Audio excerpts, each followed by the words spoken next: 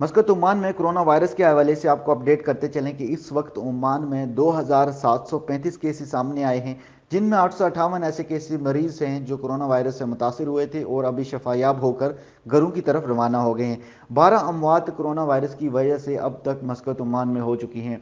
हुकूमत इस सिलसिले में बहुत अच्छे ज़बरदस्त इकदाम कर रही है। फ्री मोबाइल सर्विसेज का यहाँ पर आगाज़ किया गया है और तमाम सहूलियात फराहम की जा रही हैं। खाने पीने के हवाले से भी वाफर मकदार इस वक्त मौजूद है। खुराक की किसी किस्म की किल्लत नहीं है। रिपोर्ट सरदार एजाज रहीम, जहान न्यूज़, मस्कत ओमान।